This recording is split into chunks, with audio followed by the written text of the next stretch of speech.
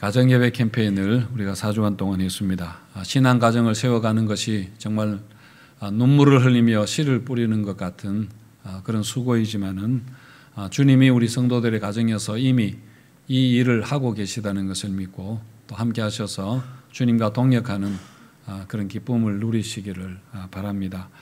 오늘은 가정예배 캠페인을 마무리 짓는 의미에서 누가복음 15장 말씀을 본문으로 읽었습니다. 누가복음 15장 본문은 너무 유명한 그런 말씀입니다. 가장 복음적인 예수님의 비유 말씀이라 그렇게 하기도 하고 저도 가장 좋아하는 성경 본문 중에 하나입니다.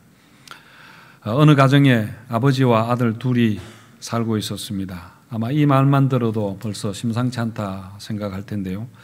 어머니에 대해서는 나오지 않습니다.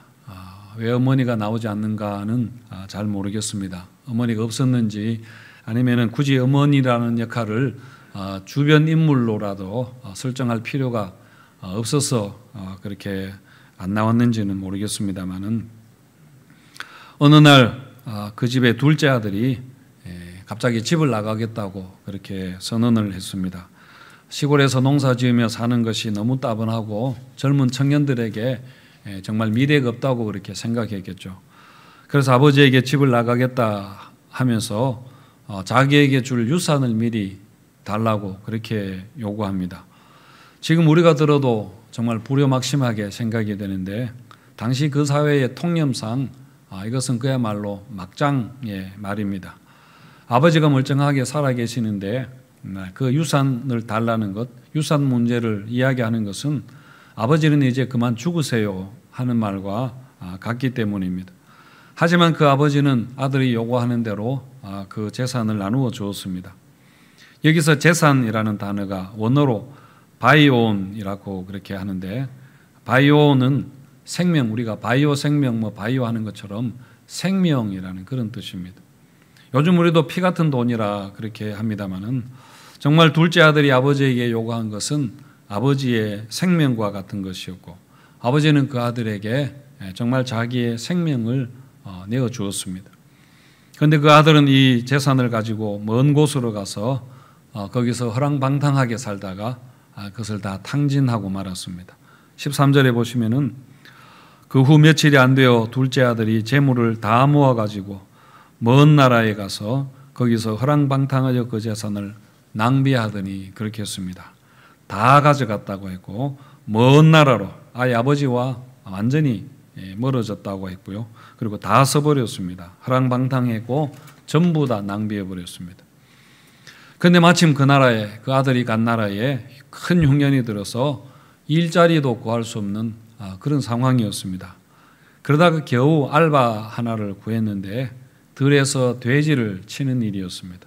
사실 유대인들은 돼지를 굉장히 이렇게 부정하게 생각하기 때문에 돼지를 멀리하는데 그게 유대인들이 돼지를 친다는 것은 가장 치욕스러운 그런 일이죠.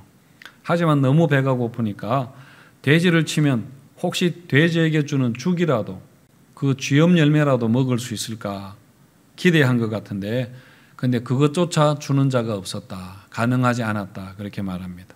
정말 비참한 그런 밑바닥의 신세가 되었습니다.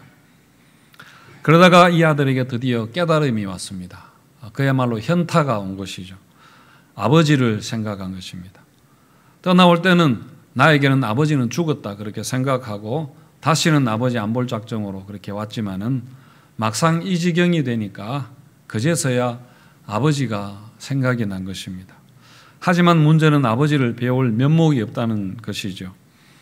그래서 이 아들이 생각해낸 것이 자기가 아버지에게 가서 죄를 회개하고 이제는 아들로서가 아니라 그저 품꾼의 하나로 서달라고 해야겠다 그렇게 작정을 합니다. 품꾼은 종보다도 훨씬 더 못한 그런 처지입니다. 그리고 그 말을 어떻게 해야 될까 이것을 준비해서 또 연습을 많이 하고 그리고 아버지에게로 돌아옵니다. 저 멀리에 아버지의 집이 보이는데 그런데 아버지가 아들을 먼저 발견했습니다. 그래서 아버지가 막 달려갑니다. 원래 그 당시에 그 집안의 가장은 뛰지 않는다고 합니다. 뛰는 것이 품위가 없다고 해서 뛰지 않는데, 그런 거 상관없이 그저 달려가서 아들을 붙잡고 목을 안고 아들의 입을 맞추고 그렇게 했습니다. 얼떨결에 아들은 자기가 준비해온 그 멘트를 아버지에게 이야기하지만은 아버지에게는 들리지도 않았고 그런 말이 필요가 없었습니다. 아버지는 자기 종들에게 당장 우리 집에서 가장 좋은 옷을 가져와서 내 아들에게 입혀라, 그렇게 말합니다. 가장 좋은 옷은, 그 집에서 가장 좋은 옷은 아버지가 입는 옷입니다. 그 옷을 아들에게 입히라, 그렇게 말했습니다. 그리고 손에 가락지를 끼워주는데 신분을 회복시켜주는 의미이죠. 그리고 신을 신겨주라고 합니다. 신을 벗는 것은 수치를 의미하는 것이고, 신을 신는 것은 수치를 가리우는 그런 의미가 있습니다. 그리고는 살찐 송아지를 잡아서 동네 사람을 불러 큰 잔치를 열게 했습니다.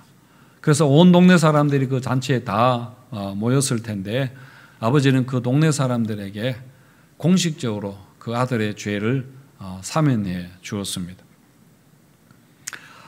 여기까지만 해도 정말 감동적인 한편의 드라마입니다만은, 이 이야기가 여기서 끝나는 것이 아니라 또 일종의 반전이라고 할까요? 또 다른 사건이 일어납니다. 바로 첫째 아들이 등장합니다. 아무 영문을 모르던 첫째 아들이 들에서 일하다가 집으로 돌아오는데, 집에 가까이 오니까 그 집에서 풍악 소리가 들리고 춤추는 소리가 들렸습니다. 그래서 무슨 일인가 싶어서 종에게 물으니까 그 종이 자초지종을 이야기를 하는데, 당신의 동생이 돌아왔는데 아버지가 지금 살찐 송아지를 잡고 잔치를 열었다, 그렇게 했습니다. 그 말을 듣자 이 첫째 아들이 그만 이성을 잃어버리게 됩니다. 그야말로 돌아버리게 됩니다. 그런 식으로 집을 나간 그 동생에 대한 악감이, 분노가 아직 가득한데, 근데 지금 화가 난 것은 동생에 대해서 화가 난 것이 아니라 아버지 때문입니다. 그 개망나니 같은 동생을 그런 식으로 그냥 받아주는 아버지가 도무지 이해할 수 없는 것입니다. 그래서 아버지에게 악을 쓰면서 대들었습니다. 나는 지금까지 10수년 동안 아버지 밑에서 정말 종처럼 뼈 빠지게 일했지만은 나한테는 염소 새끼 한 마리라도 잡아서 친구들 불러서 잔치를 열어준 적이 없었는데, 이 불효막심한 인간이 아버지 재산을 가져다가 다 창녀들과 탕진해버리고 돌아왔는데, 이런 인간을 위해서 소를 잡아준다는 게 이게 말이나 되는 이야기입니까? 아버지가 지금 제정신입니까? 아버지 혹시 노망든 거 아닙니까? 하면서 정말 둘째 아들 못지않은 그런 망발을 아버지한테 그렇게 서슴지 않았습니다. 그래서 아버지가 이번에도 그 아들을 달래면서 말합니다. 얘야, 너는 항상 나하고 함께 있으니까 내 것이 다 네 것이 아니냐. 그런데 이 동생은 죽었다가 살아났고 잃었다가 다시 찾은 아들인데 내가 얼마나 기쁘겠느냐. 그래서 내가 이렇게 잔치를 열었는데 그게 뭐가 그렇게 잘못되었느냐. 그렇게 말합니다. 그리고 이 이야기가 끝이 나죠. 그 다음에 어떻게 되었는지, 첫째 아들이 아버지 말에 동의하고 동생을 환영했는지, 아니면은 첫째 아들이 화가 나가지고 집을 나가버렸는지, 그것은 알 수 없습니다. 지금까지 이 비유는 둘째 아들을 중심으로 그렇게 이해해 왔습니다. 그래서 비유의 제목도 탕자의 비유라, 그렇게 제목이 붙여졌습니다만은, 근데 이 이야기는 제가 들은 가장 오래된 성경 이야기입니다. 제가 초등학교도 들어가기 전인 것 같은데, 여름에 그 교회 마당에서 영사기를 틀어놓고 슬라이드 영화로 이 탕자 비유 이야기를 그렇게 보았던 적이 있습니다. 그 슬라이드 영화가 무성 영화도 아니고 마치 요즘 OHP를 한 장 한 장 이렇게 넘기는 것처럼 정지 화면을 연속되는 그 동작을 보여주는 영화가 아니라 정지 화면을 보여주면서 변사가 대본을 그렇게 읽는 그런 식의 영화였습니다. 당시 시골에는 TV도 없었고 영화 같은 것은 상상도 할 수 없었는데, 근데 그것만 해도 저에게는 너무 신기했을 뿐 아니라 그 변사가 얼마나 대본을 감동적으로 막 이렇게 연기하면서 재미있게 읽었던지 정말 제가 그때 그 감동이 아직도 기억이 납니다. 여러분, 이 이야기에서 정말 우리가 다 둘째 아들과 같은 그런 자들 아닙니까? 우리가 하나님을 떠나고 그래서 내 마음대로 내가 내 인생의 주인 되어서 살고 싶어 하지만은 결국 하나님을 떠난 그 인생의 마지막은 이런 비참함이라는 것입니다. 하지만 그 인생에 하나님 없이 내가 주인 되어 사는 인생의 비참한 것을 깨닫고 하나님께 돌아오면은 하나님이 우리를 언제든지 받아주신다는 그런 말씀이죠. 풍삼 공부 맨 앞에 나오는 말씀입니다만 우리가 예수를 믿음으로써 누리게 되는 첫 번째 복이 무엇인가 하면은 예수 안에서 하나님께 받아들여졌다는 것입니다. 하나님이 우리를 받아주셨다. 우리가 받아들여진 존재라 하는 것, 여러분 이 받아들여짐의 축복을 깨달으시기를 바랍니다. 하지만 또 한편으로 이 비유에서 주목해야 될 인물이 첫째 아들이기도 합니다. 진짜 탕자는 오히려 집안에 있던 그 첫째 아들이라는 것입니다. 예수님이 이 비유를 말씀하신 이유를 보면은 알 수 있습니다. 15장 1절에서 이렇게 나오는데요. 모든 세리와 죄인들이 말씀을 들으러 가까이 나오니 바리새인과 서기관들이 수군거려 이르되 이 사람이 죄인을 영접하고 음식을 같이 먹는다 하더라. 예수께서 그들에게 이 비유로 이르시되, 그렇게 하면서 이 비유를 주신 것입니다. 그러니까 왜 예수님이 이 비유를 말씀하셨는가 하면은 예수님이 오셔가지고 세리나 창기와 같은 그런 죄인들과 어울려 다니니까 바리새인들이 예수님을 욕하고 비난한 것입니다. 어떻게 선생이라는 자가 저런 죄인들을 멀리하고 꾸중하고 벌을 주어도 시원찮을 판에 어울려 친구처럼 그렇게 할 수 있느냐라고 비난한 것입니다. 그러자 예수님이 그 바리새인들을 꾸중하시면서 하신 말씀이 바로 이 비유입니다. 그러니까 바리새인들은 자기들은 굉장히 괜찮다고 생각한 것이죠. 하나님을 잘 믿는다고 그렇게 착각했습니다. 마치 첫째 아들이 나는 지금까지 아버지의 영을 한 번도 어긴 적이 없거늘 그렇게 하는 것처럼 바리새인들은 자기들은 거룩하고 그다음에 굉장히 종교적이고 도덕적으로 아주 훌륭한 흠이 없는 자들이라고 그렇게 생각을 하고, 그리고 그렇지 못한 자들을 비난하고 그렇게 정죄하고 그렇게 했습니다마는, 그런데 예수님 보시기에는 그 바리새인들이 훨씬 더 나쁜 그런 죄인들이었습니다. 교만하고 자기 의로 가득 차 있고 외식하는 그 죄가 훨씬 더 악하다고 그렇게 보신 것이죠. 그래서 예수님이 이 비유를 통해서 하나님을 잘 믿는다고 생각하는, 착각하는, 자기의 종교 행위에 속고 있는 그 바리새인들과 같은 그런 자가 되지 말라. 첫째 아들과 같은 자가 되지 말라. 그렇게 교훈하는 그런 말씀입니다. 그래서 우리가 이런 죄에 대해서 정말 우리 모습을 돌아보고 회개해야 하지만은, 그런데 우리가 이 비유에서 놓치지 말아야 할 것이 있습니다. 그게 바로 여러분 아버지입니다. 아버지의 사랑입니다. 이 비유를 읽으면은 항상 생각나는 것이 오늘 이 비유 이야기를 그림으로 그린 렘브란트의 그 탕자의 귀향이라는 그림입니다. 여러분 자주 보셨던 그림인데요. 기독교 최고의 영성 작가라 할 수 있는 헨리 나우엔이 렘브란트가 그린 저 그림을 보고 두 번째로 회심했다고 그렇게 이야기를 합니다. 헨리 나우엔이 렘브란트가 그린 저 그림을 원본을 보기 위해서 러시아에 있는 한 박물관에 직접 그렇게 찾아갔습니다. 그리고 그 박물관에 가서 헨리 나우엔이 정말 며칠 동안 꼼짝하지 않고 그 자리에 앉아서 그 그림만 쳐다보았습니다.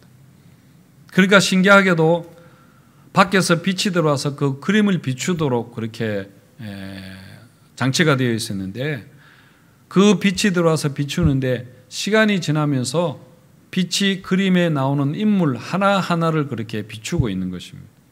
맨 처음에는 돌아온 탕자에게, 둘째 아들에게 그 빛이 비치는데 그 회개하는 탕자의 마음, 그 마음이 그 헨리 나우엔에게 확 느껴지면서 자신이 정말 하나님을 떠난 죄인이었다는 것을 깨닫고 회개를 하게 되었습니다. 그러다가 또 몇 시간 후에는 그 빛이 옮겨져서 첫째 아들을 비추는데 그러자 바리새인처럼 남을 판단하고 자기는 잘났고 거룩하고 문제없다고 그렇게 생각하는 그 자신의 교만한 마음을 보고 회개가 되었다고 합니다. 그런데 그러다가 그 빛이 드디어 아버지에게 비출 때에 그때 헨리 나우엔의 마음에 큰 빛이 비치면서 거기서 하나님을 만났다고, 하늘로 가는 문이 되었다고 그렇게 고백을 합니다. 그리고는 그 인생이 바뀌게 되죠. 그는 대학교 교수직을 그만두고 캐나다에 있는 정신지체 장애자들을 그 공동체인 여명 공동체 거기에 들어가서 사역하다가 거기에서 일생을 마치게 됩니다.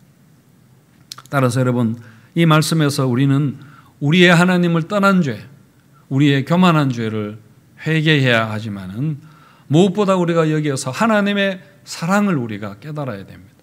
하나님의 사랑을 경험하고 그리고 이 비유에 나오는 아버지와 같은 그런 자가 되어야 한다는 말입니다. 비유에 나오는 아버지는 어떤 면에서 굉장히 무능한 그런 아버지 사람처럼 보입니다. 둘째 아들이 그런 식으로 아버지에게 무례한 요구를 할 때에 그 아들의 요구를 들어주면 안 되는 것이죠. 또 집 나간 그 아들이 돌아왔을 때에 그렇게 쉽게 그 아들을 받아주면 안 되는 것 아닙니까? 또 첫째 아들이 아버지에게 그렇게 함부로 대들고 행동할 때에 혼을 내야 하는데 사실 그 아버지는 그런 방식을 취하지 않았습니다.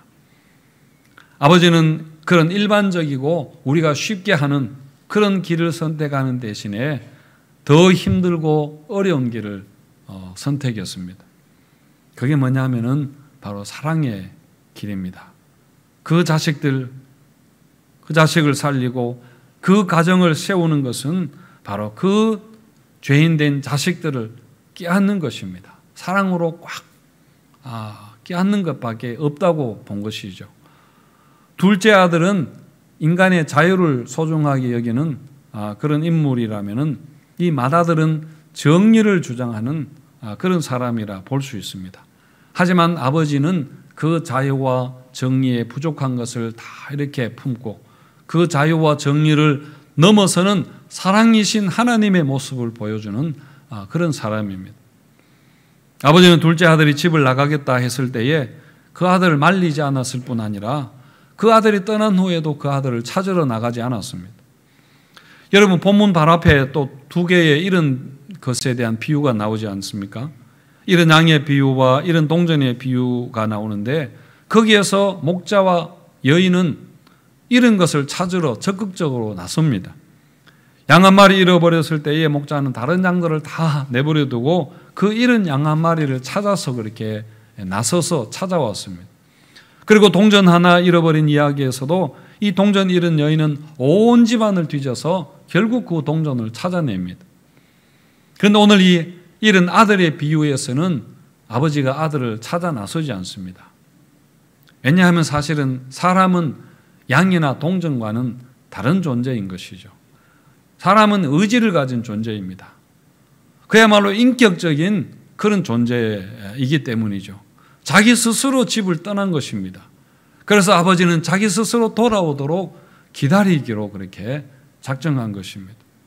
그런데 여러분, 찾아 나서서 끌고 오는 것보다 기다리는 것이 훨씬 더 어려운 일이라는 것을 여러분 아십니까? 보통 같으면 당장 찾아 나서죠. 그래서 머리끄댕이라도 끌고 그렇게 끌고 옵니다. 그게 해야 자기가 편한 겁니다. 내가 편한 거고 내가 뭔가 도리를 했다 생각하고 그게 또 사랑이라 생각합니다. 그렇게라도 안 하면 사람들이 또 욕을 합니다.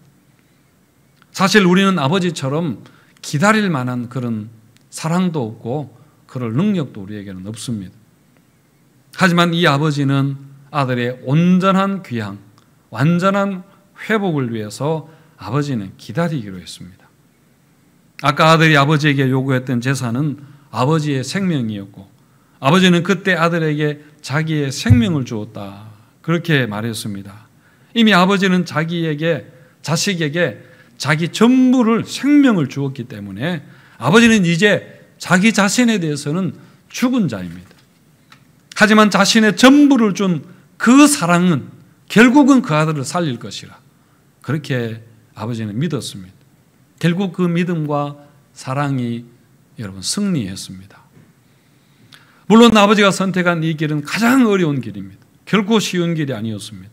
그래서 렘브란트가 이 비유를 그림으로 그릴 때 아버지의 눈이 이렇게 상해 있는, 병들어 있는 그런 모습으로 그렸다고 합니다. 그것은 아버지가 너무 울어서 그렇습니다. 아들이 떠나간 후에 아버지가 너무 울어서 눈이 상했다는 그런 이야기입니다. 눈이 상할 정도로 아들 때문에 울었던 것이죠. 그야말로 눈물을 흘리며 씨를 뿌리는 자였습니다. 그리고 결국 기쁨으로 단을 거두게 되었습니다. 여러분, 이것은 하나님의 사랑을 너무 잘 보여주는 그런 것이고, 여러분, 그게 바로 여러분 십자가의 사랑입니다. 예수님이 십자가 외에 우리를 구원하는 다른 길이 있었다면 아마 예수님은 그 길을 택하셨을 것입니다. 하지만 십자가 외에, 십자가에서 예수님이 죽으시는 것 외에 우리를 구원할 다른 길이 없었습니다.